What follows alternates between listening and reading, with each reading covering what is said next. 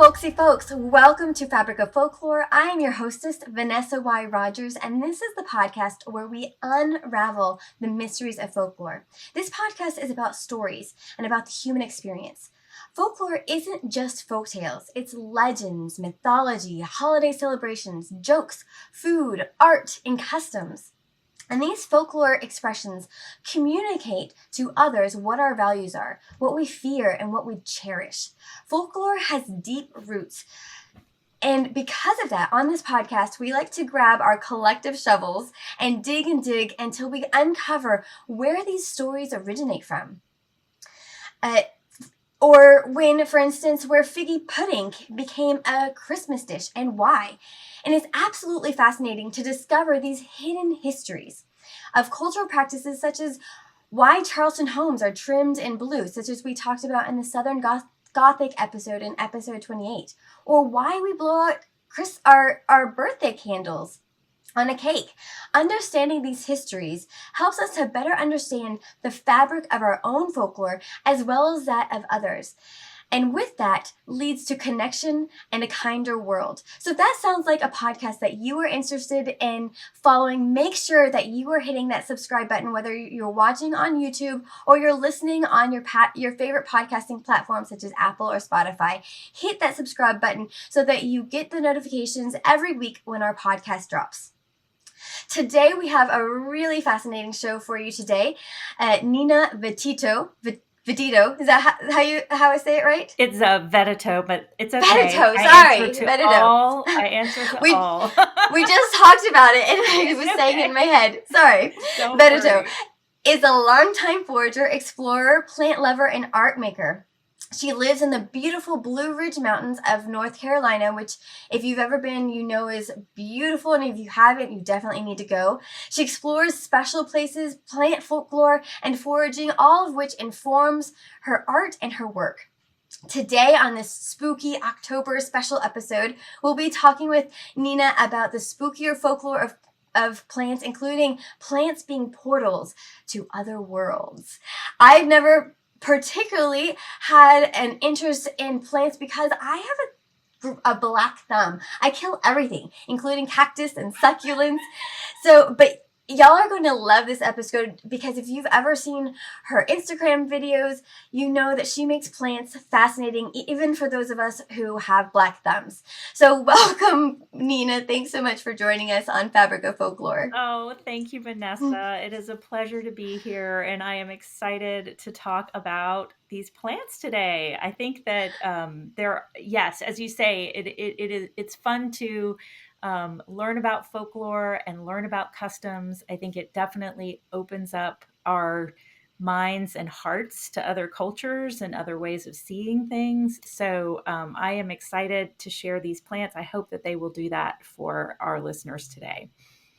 So how did you get started in the plant world? Where was your portal? Your door.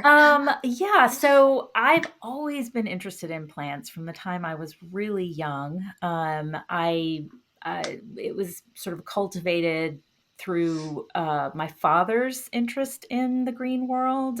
He was a forager, and he always was he wasn't necessarily a gardener, but he was always interested in plants and exposed my brother and I to plants. We had special trees in the backyard, one for me, one for my brother. And so he just sort of opened that door for us. And it was, and my brother, by the way, is a forester. he's an arborist. And so we were just interested in plants all along, but always just really interested in nature too. So I credit my parents with a lot of those sort of seeds that they planted very early on. Yeah. So would he take you on hikes and point things out? And absolutely. Yes, he would. I grew up on the coast, but we would come to the mountains of North Carolina every summer, and this was his happy place. And so, the minute we got here, he would take us out and show us he loved mushrooms, and he loved to forage for mushrooms. So he'd show us all the mushrooms and, teach us about the the natural world and helped us understand it and connect to it in a really heartfelt way. He sort of had a naturalist bent to his kind of world, and so he just that just got transferred to us, I think. Yeah, clearly. Both my brother and I are very, very interested in the natural world. So yeah. And so when did you start your work in folklore and plants? Well, it's interesting. Folklore is something I've always been interested in. Again, like plants. And that also goes back to my dad too. My dad was a psychologist, but he was a Jungian psychologist, so a student of Carl Jung. And so it was very important to him that we be exposed to all kinds of stories, myths, legends, lore, all of that growing up. So we were read to constantly, everything from Beatrix Potter to Baba Yaga to you name it. We got exposed to it. So that's always been something that I've been interested in. And it just, these two sort of threads came together in the last few years, right around COVID. I was a teacher, and I was approaching midlife, and had been working really, really hard, and was very stressed out, and just at a certain point realized I needed a break from that. So I left teaching right before the pandemic, and then began to devote myself to some of the things that I've always been interested in, like art making and studying plants. And I had enrolled in some botanical illustration classes, but then the pandemic hit and I was sort of on my own. So I started to explore different mediums and fell in with the cyanotype medium, which is a kind of cameraless photography that has very deep roots in the botanical world. So it was in the past, it was invented like around 1842, I think. And it was used to capture plants as specimens. So it has a history of botanical use, and I just sort of fell in love with it and started to explore that. But also I was on my own, and I was going outside, as we all were trying to do during the pandemic, and meeting new plants and just kind of really finding that they had these incredible histories. And so I started to share those stories on Instagram, and it turns out people are interested, or other people are interested in it too. So that's been fun to discover. So tell me about your artwork. Does it have to do with this? What was it called? The cameraless photography? Yeah, cyanotype. It's basically it's a UV sensitive solution that you paint onto paper, and then you expose it to sunlight, and anything that is blocking that solution will remain white, and everything else turns blue. So it's a blue and white sort of finished. The finished product is a blue and white print. It's like a monotype, but it is actually a photograph because it's made using UV light. So yeah. Wow. I can't wait to see what this looks like. I haven't seen this, so we'll definitely put some pictures of your artwork up on our website so people can kind of visualize what this is. That sounds really beautiful. Thank you. Yeah. Well, and you great. Sell it? Do you sell it as well? I was at one time. I no longer am. It's just really just sort of a passion project at this point. Yeah. And do you remember like the first plant that intrigued you, or like kind of the first the first plant that really captured your interest? Was there one of those? And are you talking going way back to childhood, or are you talking about like okay, yeah? Well, I mean, either one. I would have to say that it probably had a lot to do with, it was without a doubt, Amanita muscaria, which is a mushroom. And that is a plant that, well, it's not technically a plant, but we're going to call it a plant for today's purposes. But when I was little, I used to draw all the time, and always wanted to be an artist when I grew up. But one of my favorite subjects was Amanita muscaria, that classic red and white mushroom. So I drew it on everything. That was my favorite subject matter. So, but I was That's kind of so a weird cute. kid because I would carry little field guides around, and I was just really interested in plants from the beginning. So there were lots of plants that caught my attention, but that was one that I distinctly remember drawing. I had never seen one in real life until recently, but of course they're in all the fairy tales, and you see them illustrated, and so I would do a lot of those. But yeah. So where are they found?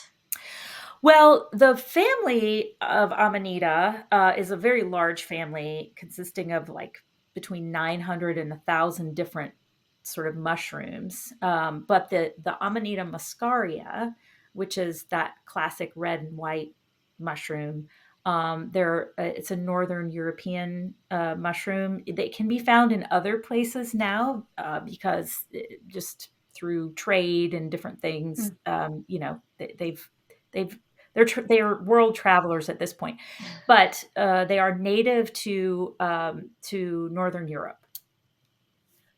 Okay. But they're having a moment right now. Am I right? Because I remember going last year we went to the Renaissance Festival in right outside of Houston, Texas, and everyone I kept seeing people dressed as this red and white spotted mushroom, and I was like, what is going on? Why are people dressed as a mushroom? Yeah. No, I do feel like it is having a moment. There are, or maybe it's never not had a moment. It's sort of this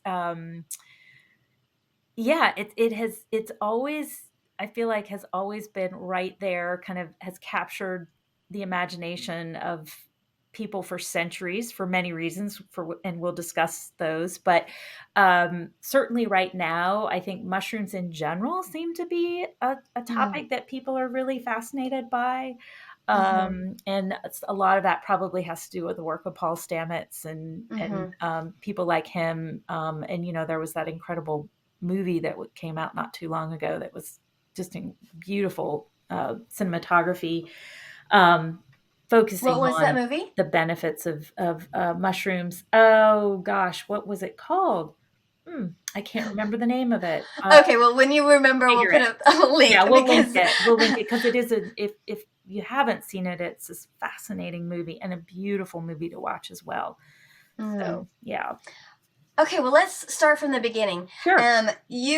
I read one of your articles. You have an article on your blog about the Amanita, and you call it the prima donna of the mushroom world. Can you tell us about the Amanita? Yeah, absolutely. So the Amanita is, well, I should say, as I mentioned earlier, I got to see it for the first time, in real life, just about 2 months ago. I was in Sweden, and I was doing a biking trip, and it just stopped me in my tracks. I had no idea that I was going to run into them, and we were cycling through this particular forested area in a place called Småland, and they were everywhere. I mean, they were everywhere. I had no idea that they would be so prolific, and also so large. They are huge mushrooms. I mean, they are really, really big. See if I can. I mean, they're very big, and the caps can be anywhere from this big. I mean, there are people that you can look on the internet and you can find even larger ones, but the typical ones are usually, the caps can get to be about this big. And then the height is usually around that big. So they're very large, and they were growing in an area that, they were pine trees. They have a symbiotic relationship with different trees, but pine seems to be one of their favorites. And in this area there was really there it was moss everywhere, just carpeted with this literally like a carpet of moss, green moss, and these pine trees, and then these huge mushrooms. So they were some of the largest things growing in the forest, and they're of course very striking, very eye-catching, just by the Mm-hmm. color alone, much less the Mm-hmm. size. So so yeah, they grab your attention. They are definitely one of those you know uh, plants that just won't refuses to be ignored, pretty much. So that's why I kind of call it the prima donna, because it is striking in its appearance and in its size. So that was really an amazing thing for me to be able to see it in real life and get a feel for all of that. As I said before, I'd only known it through storybooks and through illustrations in that regard. But I'm not alone in my in the sort of exclamation around it, because for centuries it's been used as a plant for well, it's kind of a portal plant. It's a plant that takes you to other worlds. Mm. So so the common name is fly agaric, which there's a wives' tale associated with that. That it was thought for many years that if you took uh, a, an amanita and cut it up and put it in a bowl of milk, it's a fly killer. It would attract flies and then Mm. kill them. So many people thought that that's how it got its name, fly agaric. But if you look at the folklore, you start to realize that that word fly really isn't so much about the insect as much as it is about the act of flying. So, and I will say this too, that there were a group of scientists that did an experiment on that old wives' tale to see if indeed it was a fly killer, and they got pretty. I mean, the results were not very convincing. So, um, Oh. but again, when you look at the folklore associated with the name and sort of the effects, you start to say, oh, it's really not the insect. It's more about the act of flying, because the mushroom itself has a, uh, a chemical in it, which is an entheogen. Now, an entheogen is different from a hallucinogen. An Okay. entheogen is just sort of a mind-altering substance, as opposed to one that causes hallucinations.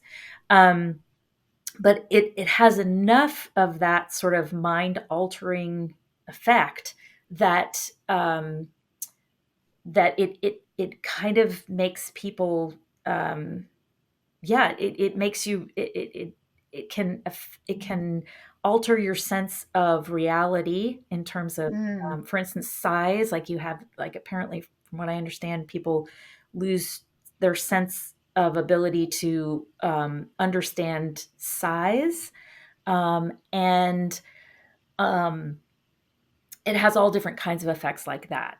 Now, it also has a toxin in it. So it's got this entheogen as well as a toxin. So it is considered a toxic mushroom. Mm-hmm. Um, but people have nevertheless found ways to eliminate those toxins and use the mushroom as an entheogenic, um, you know, uh, sort of portal. And I think it's interesting, the etymology of the word entheogen is to summon the divine within. So there's this interesting thing that happens when people consume this mushroom. Um, Traditionally speaking, it was used by the Sami people of the very northern Scandinavia, an Mm-hmm. indigenous group of people who are traditional reindeer herders.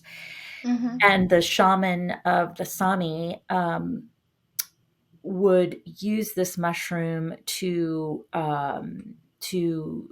gain access to the other world in order to bring back information about cures, or maybe there were certain issues going on and they needed some help, and so the shaman would travel to the other world and bring back solutions to the problems that the people were facing, and they would use the mushroom as the means to do that. And there's actually an interesting association with Christmas, as a matter of fact, and Santa Claus, oddly enough. So we're not exactly sure how all of this played out, but the Sami shaman, they wear red robes with white dots on them. And traditionally speaking, during the ceremonies where they would use the fly agaric, the shaman would come down the center pole of the yurt that everyone was gathered in, carrying a bag of these dried mushrooms. And of course, they're reindeer herders, and there were often reindeer associated with this ceremony as well. So we sort of have these correlations with Santa Claus in that way. There's some very distinct similarities there.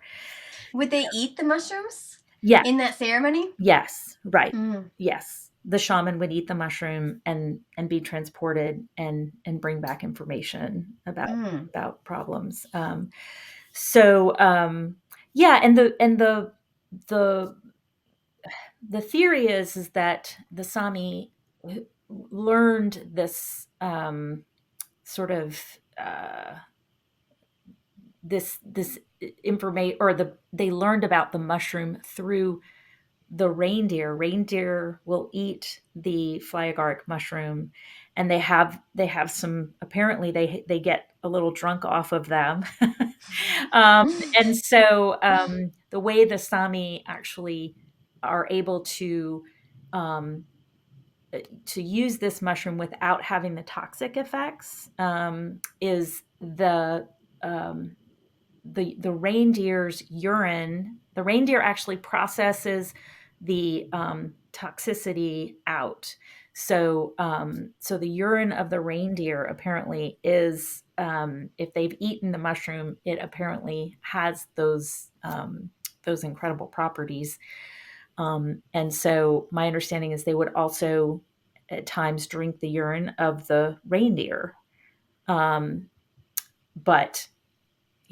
I don't know all the ins and outs, but that was. So it wouldn't be poisonous to them, but they would still have the desired effects? Yes. That's my understanding. So, yes. How my lay understanding, I will say. Right. I am not a folklorist, but these are the things that I have read. So, but that said, the mushroom itself, if it's processed in a certain way, you can eliminate a lot of those toxins. So you don't get the toxic effect, you get that entheogenic effect. And so that has been used for centuries as a way to travel to other worlds. But if you eat it directly, can you die, or do you have to consume a lot of it? I think you have to consume a lot of it. My understanding is there has not been a report of death by fly agaric for over 100 years. So I think that it's one of those things that it's considered toxic. It's not considered highly poisonous. Now, in the family of Amanita, you have, there are about 900 to 1,000 different species, and some of those species are the most toxic, I should say, the most poisonous plants, or the most poisonous mushrooms on the planet.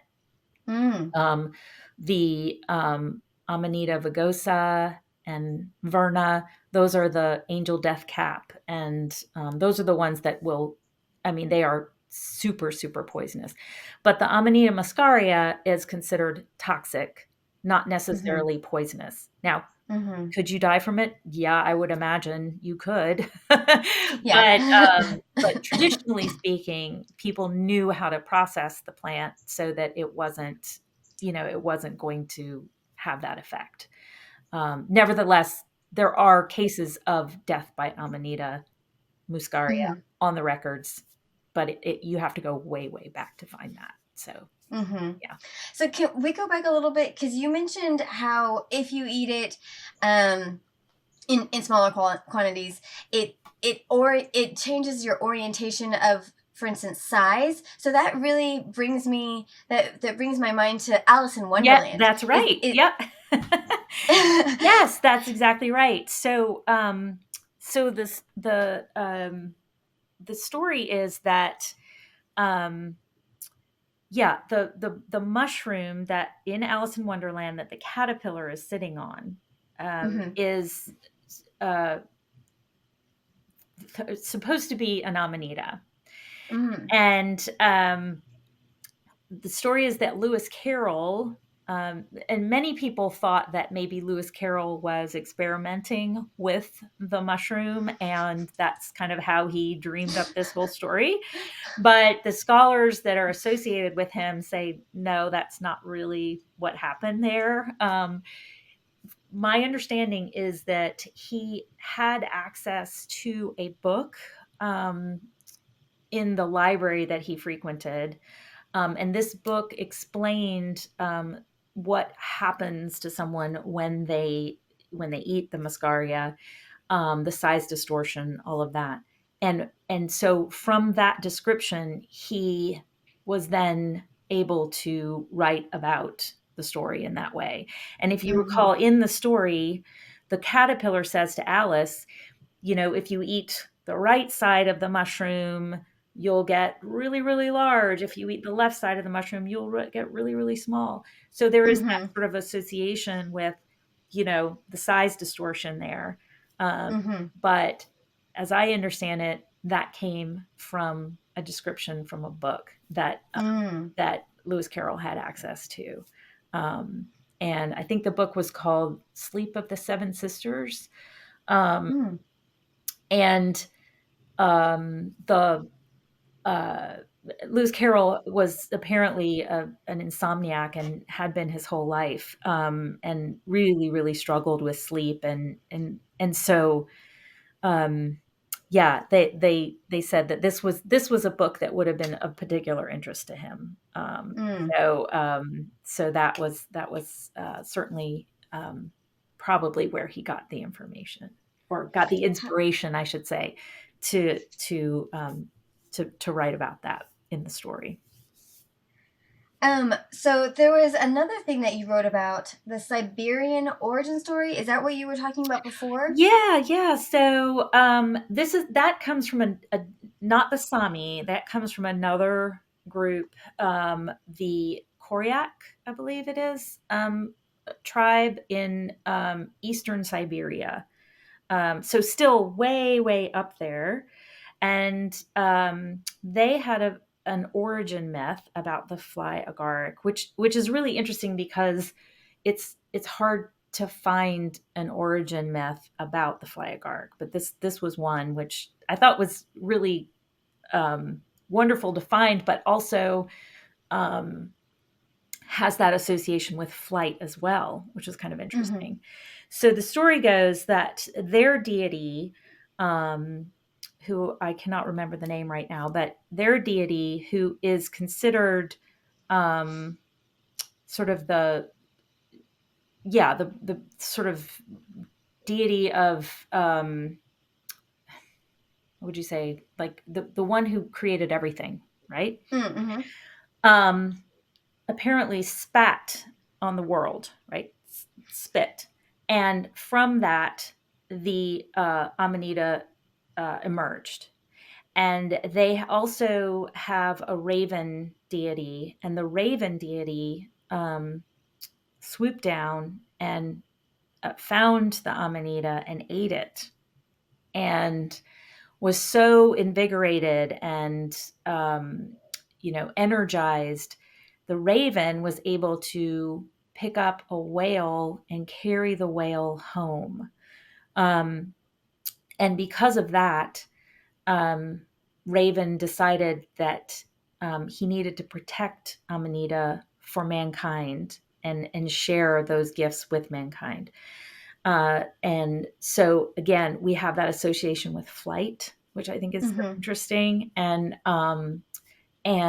sort of that, this was a gift to mankind. So that was an interesting story that I came across around the origin of the Amanita from an indigenous group, which is kind of interesting. So. And then there's also a story with the Vikings and the Celts. Is that right?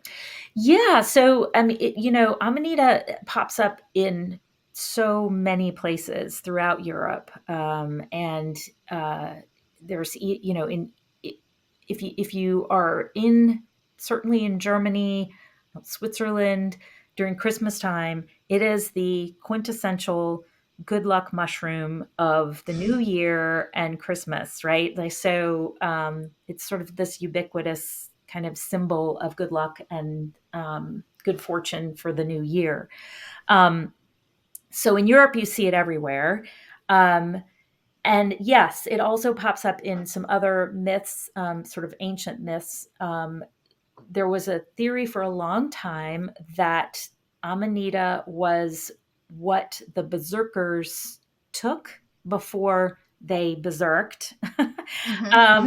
And that has been disputed by an ethnobotanist fairly recently, who's saying that it actually, they don't think it was Amanita, they think it was henbane, which has a lot of very, has some incredible properties, but it is poisonous. So there's some dispute around that, but from what I read was that the Amanita does have some interesting effects in terms of lowering your I guess reaction to pain. So you don't necessarily feel pain like you would. And also it lowers your inhibitions and it also makes you really, really strong, apparently, too. Which I think about the raven carrying, the whale home. That was kind of an interesting connection there. So there are all these properties that it will sort of affect, but yeah, we don't know if that is actually the substance that the Berserkers took. But the Berserkers, their god was Thor, and so they, this was often referred to as Thor's mushroom. So we don't. It's sort of lost to time in terms of how what they actually used, or if this was associated with it. It was some combination of this and henbane. Nobody really knows, but interesting. Yeah. What do you think is your favorite element of the Amanita? Well, for me, it's an association with the stories of my childhood and, the fairy tales and the magic of all of that. So, that's why I think I love it so much. It's that, those associations make it special for me. Well, it certainly looks magical, so I can see why there would be so much lore around this mushroom. Absolutely. Yeah, for sure. And there's, you were talking about Paul Stamos, and there's another author, I read her book, I think it was called The Mother Tree, and how it talked about how fungus really helps the plant world. Specifically, she was speaking about trees and how fungus really helps them to communicate with one another and feed one another. So I would definitely see how, fungus has a lot of this magical qualities. Are you familiar with that book? I've not read that book. That's on my list. I have a very large stack of books, but that is definitely on my list to read. I've heard so many wonderful things about it. I think they made a movie about it too recently. Oh, okay. I haven't seen it. Oh, very cool. Very cool. But yeah, it was a really fascinating read. Well, and that Okay. also, I didn't mention this before about Amanita, but if I did talk about how it has that symbiotic relationship with trees. It Mm-hmm. because of that, it is not a mushroom that can be sort of harvested and cultivated from like a farming perspective. A lot of the mushrooms that Mm-hmm. we eat are farmed pretty much, Mm-hmm. in whatever way. But that's not true of Amanita. You can it remains wild. It is a forest dweller exclusively. So I think that's kind of an interesting um, thing that quality that it has. It cannot be taken out of the wild and domesticated or farmed. It has to sort of live in the forest. So Is that well, true of other, I guess it's not a psychedelic, but of other similar, I like guess toxic? hallucinogenic. Yeah. No, there are hallucinogenic mushrooms that you can cultivate, Mm-hmm. but this one refuses to be domesticated. It has to be wild. Okay, so one of the other plants you were wanting to talk about was the elder Yeah, plant. the elder was one that I would love to talk about because it too is a plant of the other world, a communicator and a portal. So the elder, traditionally speaking, has always been associated with fairyland. Mm. Certainly in England and Ireland, it has sort of a good luck, bad luck kind of association, in that because it was so closely aligned with the world of the fairies, people had tremendous respect for it. And fairies can be good, can be good luck, but they Mm. can also be bad luck as well. So people had a lot of respect for this plant. um, and also, of course, it's highly, highly medicinal. Mm. And in ancient times, there was a dryad associated with it. And that dryad was very, very, very powerful, and of course bestowed many gifts in the form of flowers and berries and wood. But that dryad, as mothers, the mother archetype is one that is, there's always the loving mother, but there's another side to motherhood as well, or mothers where she can be fierce and she can also be dangerous, sort of that mama bear thing. Mm-hmm. So it's a plant that was very much respected and revered for the gifts, but also, you know people had to be very careful around it as well. Um, and that dryad later, through time and through cultural, different lenses, became what was known as the holder mother, or the spirit of the forest. Mm-hmm. And so, you never ever cut down an elder tree Mm. without asking permission, or being very, very, only under the most dire circumstances would you cut an elder down. And many people would plant elders, like at their front door, or back door, because they would use this plant. It was literally like the medicine chest of the average person, because it just was so, it was just really medicinal. So people used it in that way as well. But Is it a tree or a bush, or what well, is it's it? kind What of does it look like? that weird space between a bush and a tree. Mm-hmm. So, if left to its own devices in the forest, it could be like grow into an understory tree.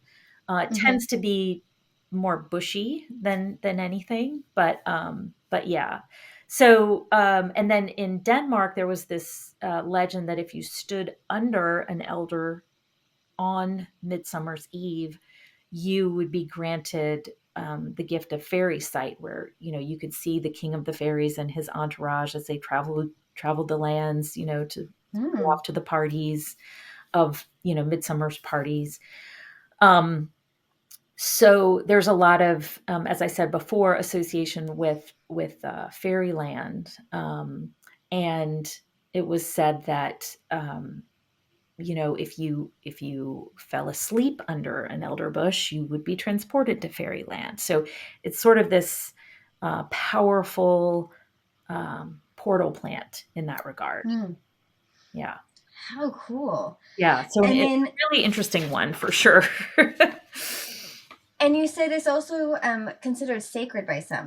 Absolutely. Yep. And it, for instance, in Poland, it was considered a holy tree, perhaps still is, but every year you would take your sins and you would bury them under the elder, and the elder would help sort of transmute those sins. So again, that makes me think, of course, that there was a much, there's some really deep roots there, pardon the pun, in terms of, probably some pagan tradition there too, as far as the plant, the dryad, the spirit of the bush and that type thing. But as Catholicism, sort of spread, and in Poland, it became associated with, saints and holy endeavors in that regard. So it would help you get rid of your sins in that way. So. Do people still practice this at all? I don't know. I would perhaps in some places, yes. These traditions have a way of hanging on into our modern world. So I think it'd be neat if that was the case. I think another tradition is to plant elder bush on a grave. And I think that's something that still people still do in various parts of Europe, where you would, if someone died, you would plant an elder bush, and with the idea that if the bush blooms in the spring, it's a sign that your loved one is at peace and is in heaven, and it's not sort of wandering around as a spirit and causing problems. But I think there's also sort of another side to that, which is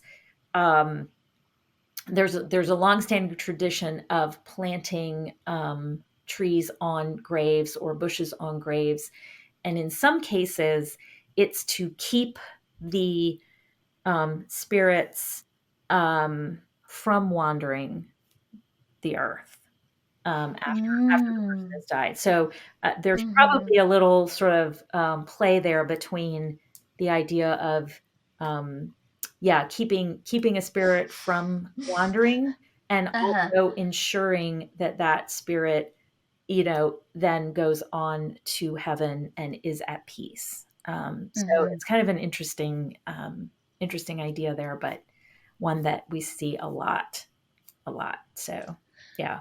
And so you said it has a lot of medicinal uses. Do people still use it today? Oh, yeah. What were the, what is it? Yeah, help? Absolutely. So, and should I plant one in my yard? Do I need one of these? You can actually go to the grocery store and get it's sambucus. So I don't know if you've ever heard of sambucol, or it's antibacterial, antiviral, and you can take the berries and create cough syrup, or all different kinds of things during cold and flu season. People use it extensively. So it's here in the U.S. the variety, or North America, I should say, is Sambucus canadensis. And it's definitely, it's recognized as a highly medicinal plant, even by, pretty,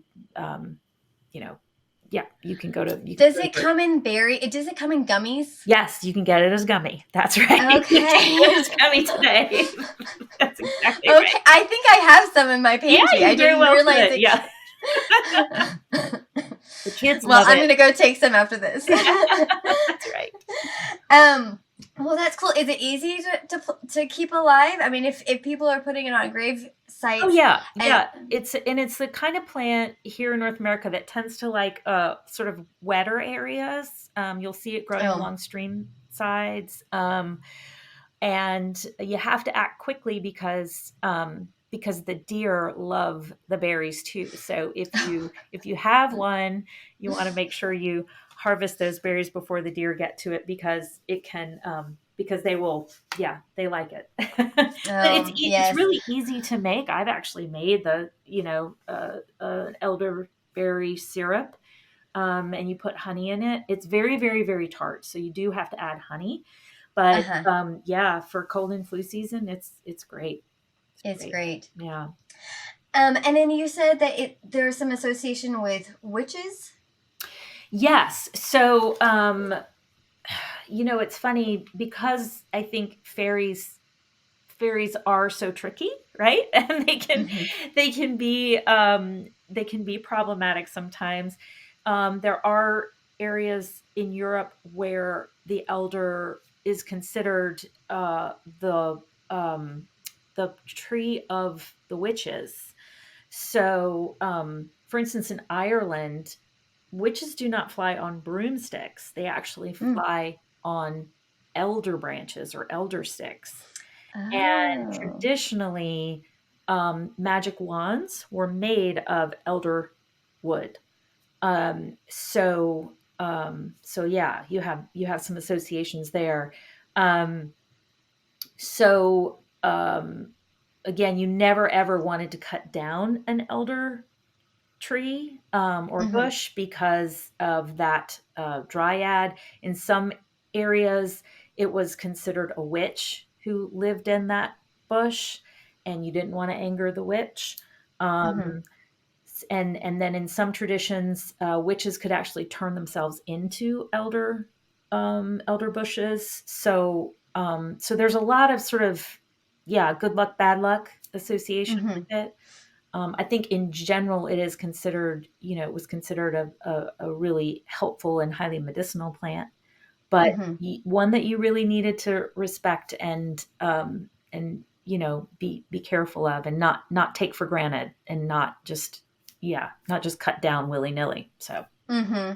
And then you said there's also some associations with it being a portal as well. I think you mentioned that with the Midsummer's parties, but also a dream world. Yes. Yeah. So, it was said that if you take elder flowers, for instance, that bloom in the spring, and you put them under your pillow, you'll dream of fairyland. And the elder flowers are thought to be like the favorite flowers of the fairies, and they make their special champagne out of those flowers and things like that. So yeah, there's a lot of and of course they bloom right in spring, when the world is new again. So there is an association there with the fairies and the other world and the dream world, and just being sort of that plant that kind of lives between those two worlds, between our world and the other world, I guess I should say. So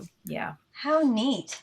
I feel like I want one in my yard, but we live in constant drought here, so it might be hard. Yes, there could be a variety that is more drought tolerant. I don't know, but it'd be worth looking at. Okay, I'll have to ask around.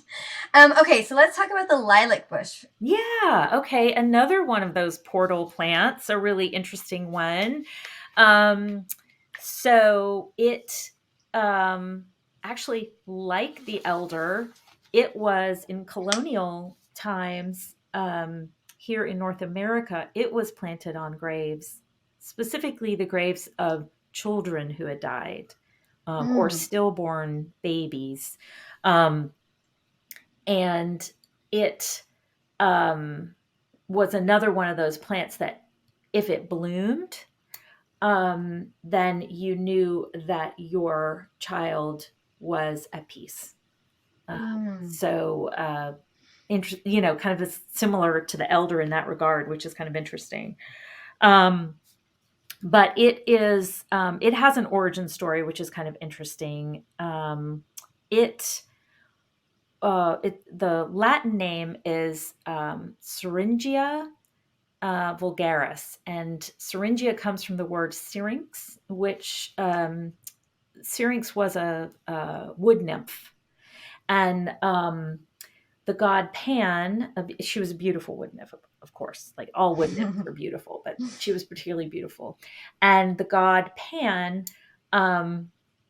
he fell in love with her, pursued her, and of course she wanted nothing to do with him, and prayed to Hera, and Hera granted her wish, and rescued her by turning her into a lilac bush. So that was sort of where we got the lilac bush. Now, Pan, who was furious, decided he would take the stems of the lilac, and which are hollow, and he would turn those into his pipes so that he could have her with him at all times.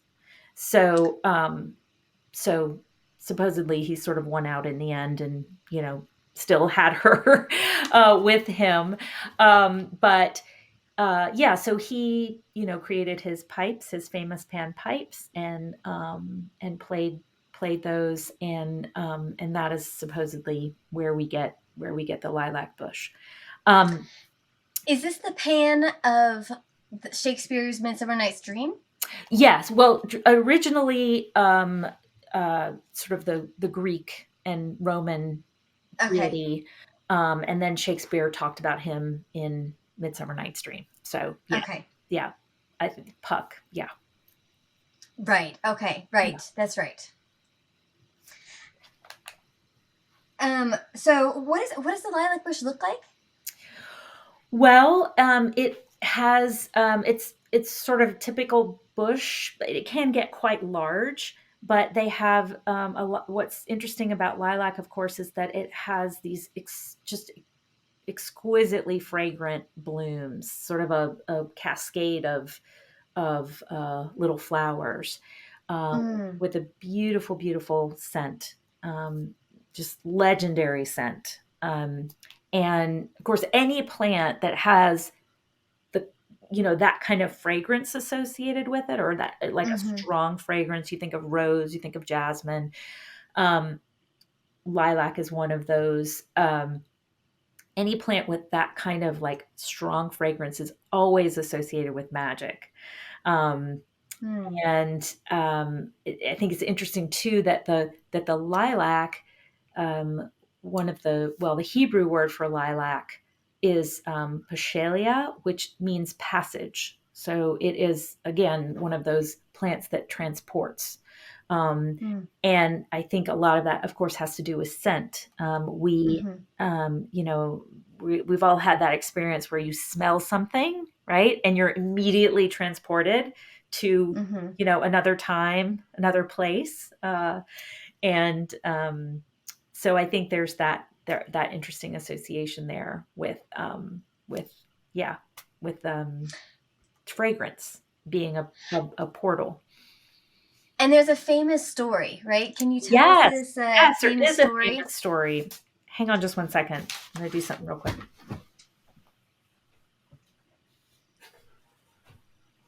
Sorry, I feel like the light has changed and it's like blaring in my face right now. Okay, so yeah, it is a famous story. Hang on. Let me get myself settled here.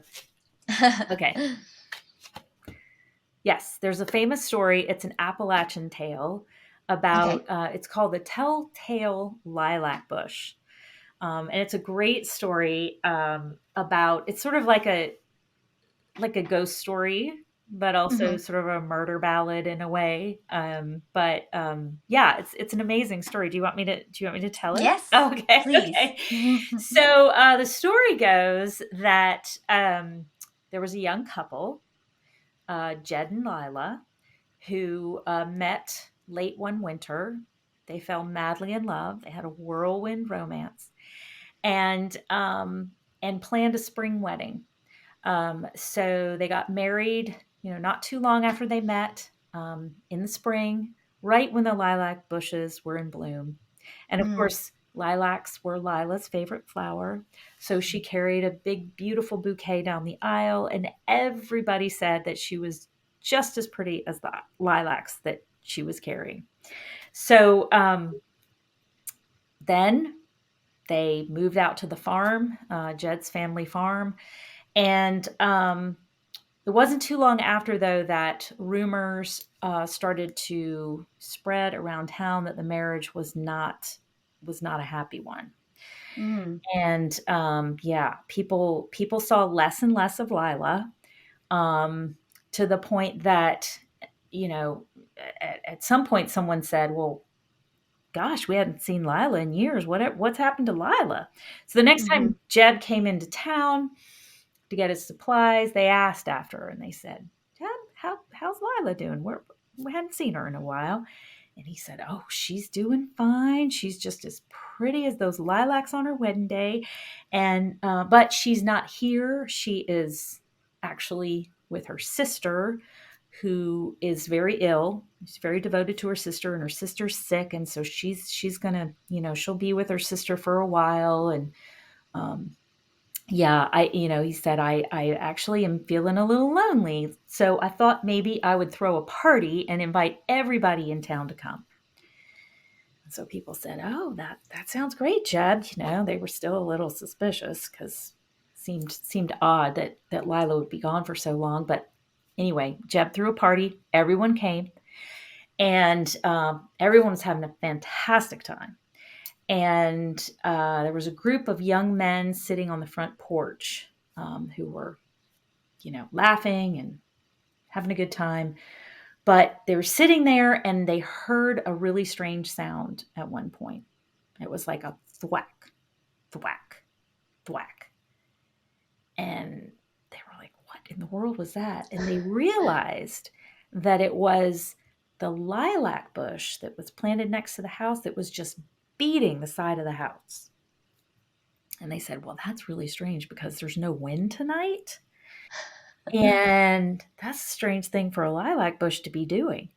So, so two of the guys got up, went and found a shovel and started digging around that lilac bush.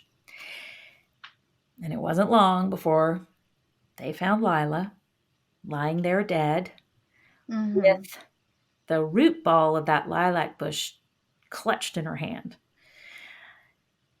So they say that, it was clear that she'd been there for a long time, but that Jeb was right. She was just as pretty as those lilacs on her wedding day.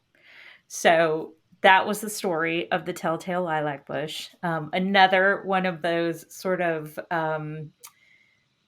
plants that helped the dead communicate to the living about how they were doing. And now you said it was a ballad. So is this sung? I don't know if it's sung or not. I would imagine so. Yeah. But there's that classic sort of murder ballad sort of genre in Appalachia.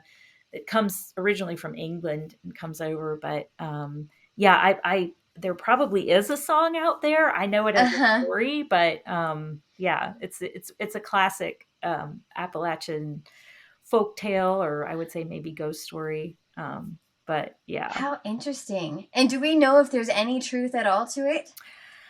I don't know, but I did read another story at one point where a child had been murdered, and a lilac bush was planted on top of the child. And there was some sort of similar, something happened that was similar in that it was the child was discovered under that lilac bush, and had clearly been murdered. So there's some sort of a theme there, and I don't know if there's any truth to it, but something's going on that's interesting. Yeah. And that lilac bush is trying to communicate with people, evidently. Yeah, exactly. And as I mentioned earlier, in colonial times, those lilac bushes were specifically planted over the graves of children, for that purpose, to let the grieving parents know that they were at peace, or that type thing. But in this case, Lila wasn't quite at peace, so she let everybody know. But she was still beautiful, even Still as buried in the yeah, ground. that was the creepiest part. She was still as beautiful as she was on her wedding day. Yeah. How Yeah. interesting. So, yeah, the sort of supernatural elements there, which make it even more interesting, but yeah. All right, so let's go to our last plant, which is hawthorn. Can you tell us a Yeah. little bit about hawthorn and what it looks like? Yeah, so hawthorn is similar. There are a lot of similarities to elder in terms of its the folklore associated with it and the stories that are associated with it. It too is one of those portal plants, one of those communicators between worlds. It's the classic sacred tree of the fairies. So similar to elder in that regard, but I think hawthorn is really that, like, in terms of the Celtic world, hawthorn is it is the fairy tree. And it blooms in the spring, right when spring is coming into its glory. So it is the original sort of Mayflower. It is considered the Mayflower. And it has these beautiful blooms, white blooms. It does have thorns on it. So there's sort of this, beauty, but also protective quality to it in that regard. And interestingly enough, the flowers they have a chemical in them that has a slight that gives the smell of the flower a slight fragrance of rotting flesh. Oh. Of all things. The chemical, I have it written down here, is trimethylamine. And yeah, so it's the fragrance of the flower is a little bit kind of mysterious in that way, right? So it's got those sort of hints of the other world, hints of the underworld. And it was during the plague, it got these very negative associations with it because the scent of the flower, of course, reminded everyone of death, people dying. So again, one of those plants, one of those trees, we'll call it a tree, that was revered and with a lot of sort of awe and sort of good luck, bad luck. There's a lot of reservation around it. You never, ever, ever cut down a hawthorn tree. There's a lot of bad luck associated with cutting down a hawthorn tree, much like the elder, but certainly with the hawthorn. And there's some incredible stories around that. Can you tell us one? Sure. So there's one story out of Ulster, sort of a famous story where I don't know, maybe they were building a road, or there was some construction project underway, and the men refused to cut down the tree because of all of the lore that they knew about this tree. They never did that. You always respected it. It was the realm of the fairies. There would be a lot of bad luck associated with cutting down the hawthorn tree. So much so that if you cut one down, it wasn't just bad luck on you. Like, the entire village would then be affected. Like, hens would stop laying eggs, and cows would stop giving milk, and women couldn't have babies. And so there were some real consequences around that. So these men were not going to have anything to do with cutting this tree down. The foreman was like, this is ridiculous. We're going to cut this tree down. So he got in there and started cutting the tree down. And once he started digging up the root ball, apparently there were hundreds of white mice that just scattered everywhere. And the men were like, well, those are the fairies. That's what that was. Oh, pish posh, says the foreman. You guys are all a bunch of superstitious sissies. Forget it. That's ridiculous. About his work, he was taking the wheelbarrow out, full of the dirt and the tree and whatever. And as he did that, one of the horses, got spooked, and he was crushed under the cart that he was pushing. So that's one of those. Yeah, it's actually supposedly a more recent story. Maybe from the 50s that happened, but those kinds of superstitions go way, way, way, way back around the tree. And I also read where, I think it was in Galway, that this was like as of like 1999, where they had halted the project of constructing a road for almost something like 10 years in order to avoid cutting this particular tree, Hawthorne tree, down. So I think that people still have a lot of reverence and respect for it even today. Interesting. Yeah. So. That I had a guest on in the beginning, I think Nancy Marie Brown, and she wrote a book about the elves in Iceland, right, and how a lot of construction is planned around where elves are thought to live. Exactly. And so that is like, and it's actually considered in Parliament or in their Congress when making these plans. They will reroute things based on where these fairy seers see or elf seers. So that is still something in modern day there as well. Yeah. So that's really interesting. Yeah. And it's fascinating. And I have to say, I love that, that those superstitions exist to that extent, because I think they're almost like, sort of vestiges of a respect for nature that, yes, we've lost in many ways. I mean, people think nothing of cutting down a tree today, but that was not always the case. There were spirits and dryads associated with those trees, and you just did not do that because there was a lot of bad luck that was going to follow if you did.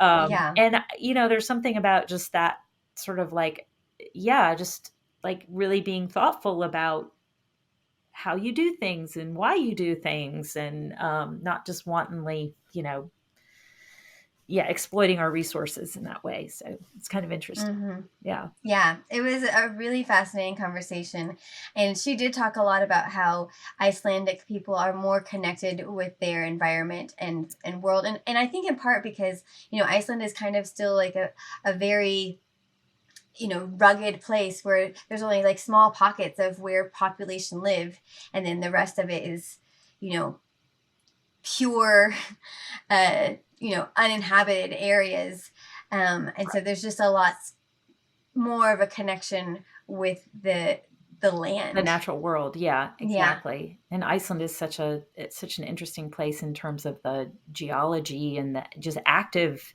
volcanoes and all the things going on there. So I think, there's probably a real reverence for what they know nature can do, if not respected.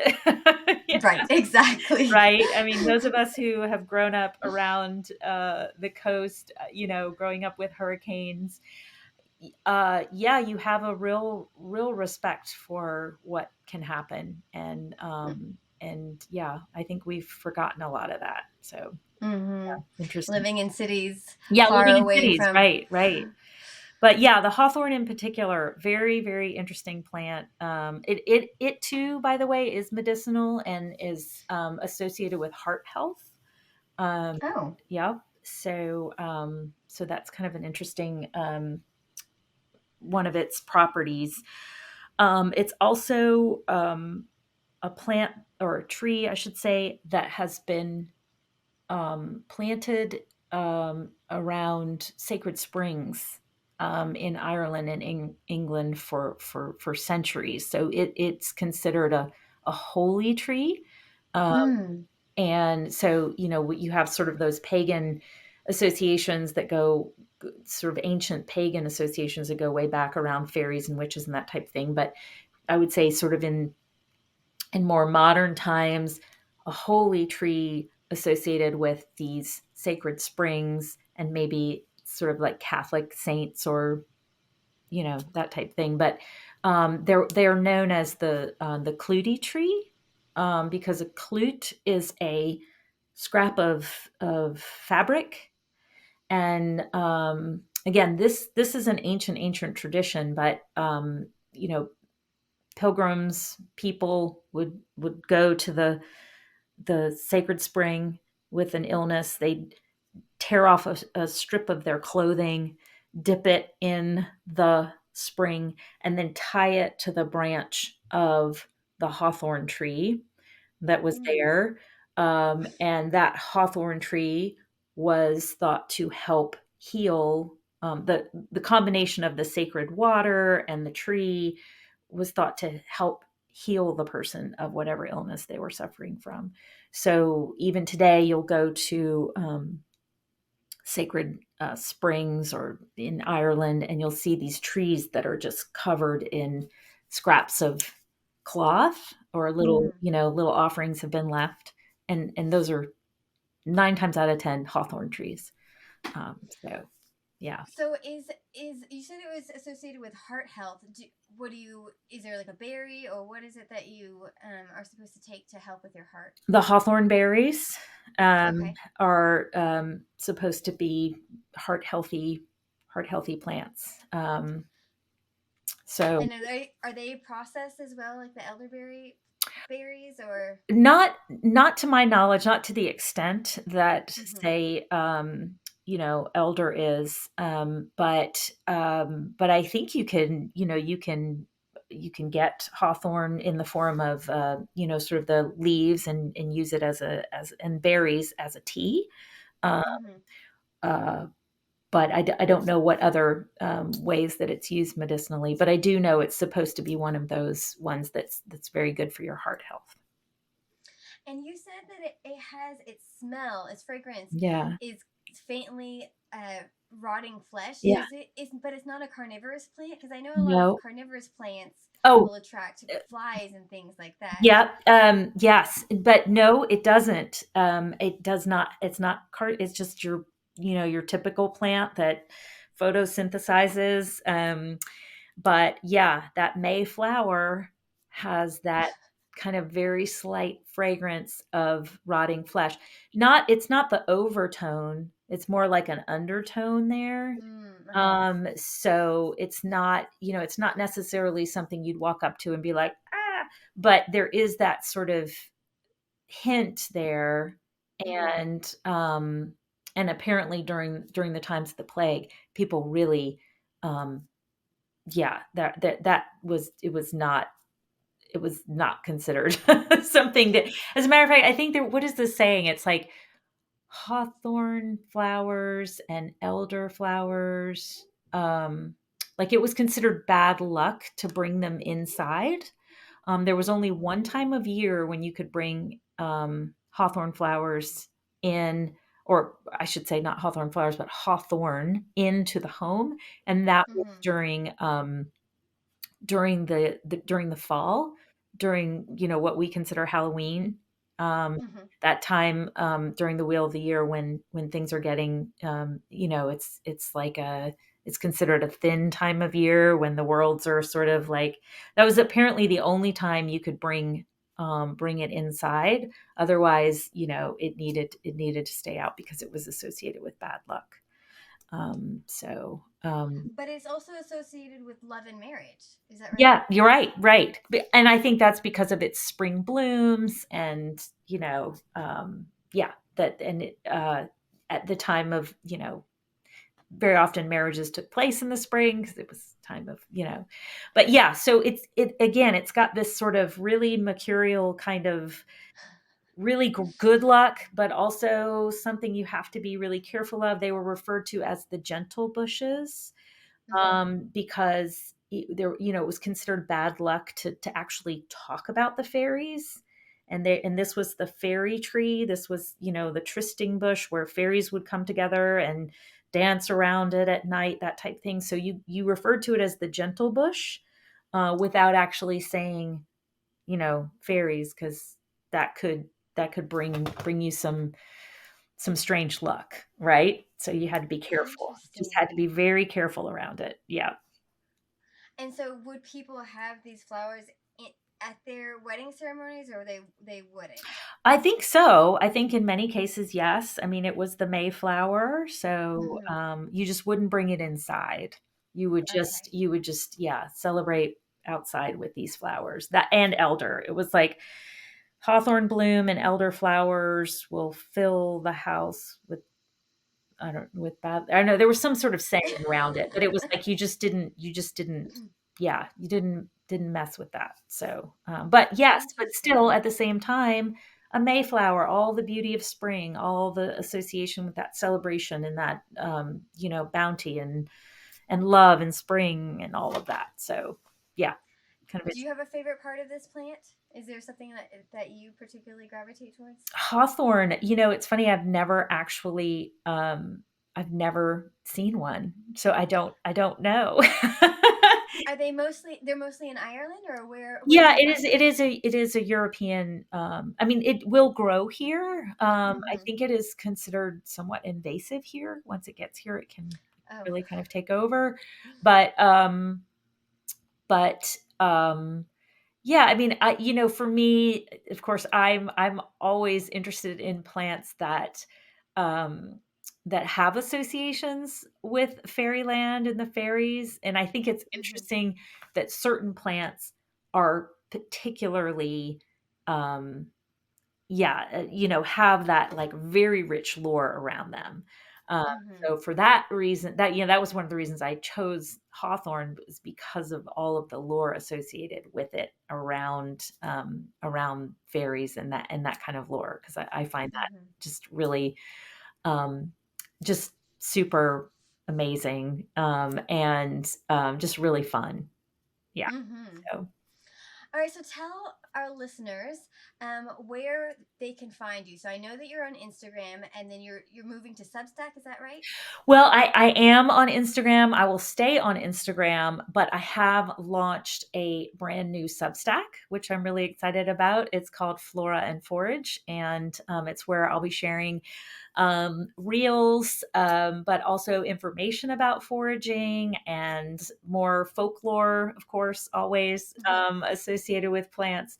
I also, will be able to write lengthier blog posts about these things. When on Instagram, you have a very limited amount of time to be Mm-hmm. able to share what what you need to share, which is good, but also, sometimes people want more. So, Mm-hmm. that's where I'll be sharing the more side of things.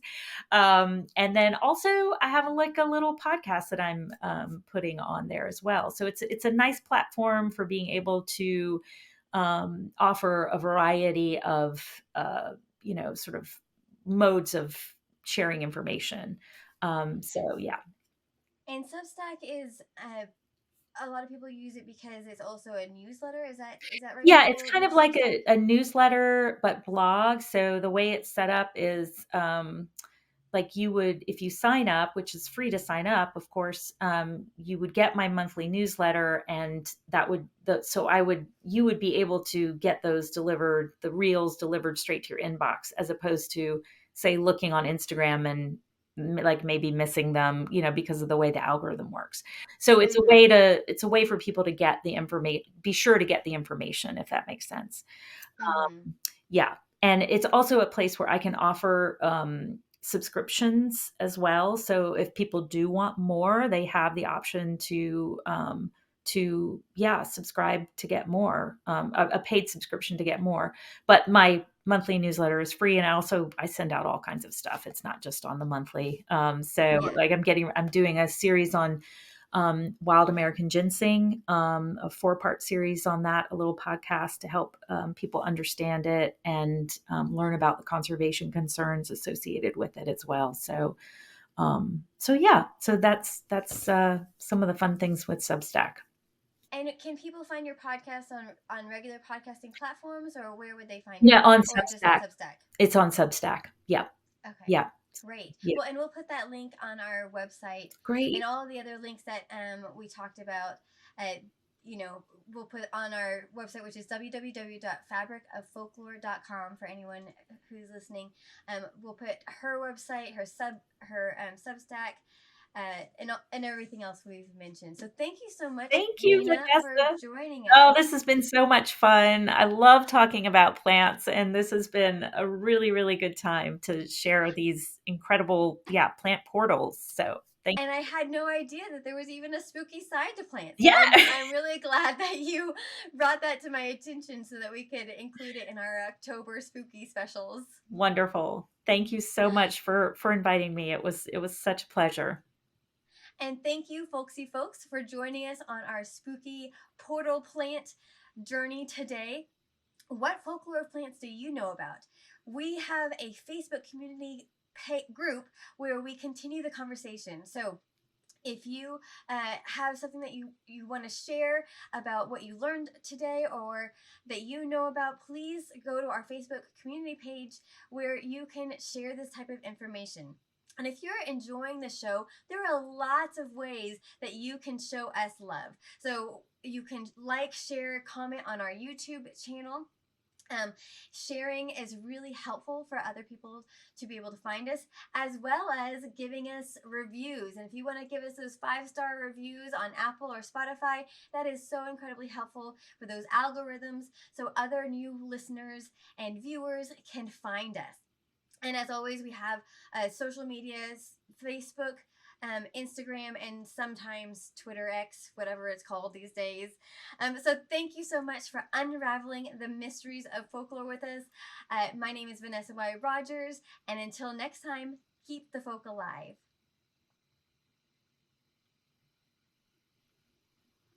And then hold on for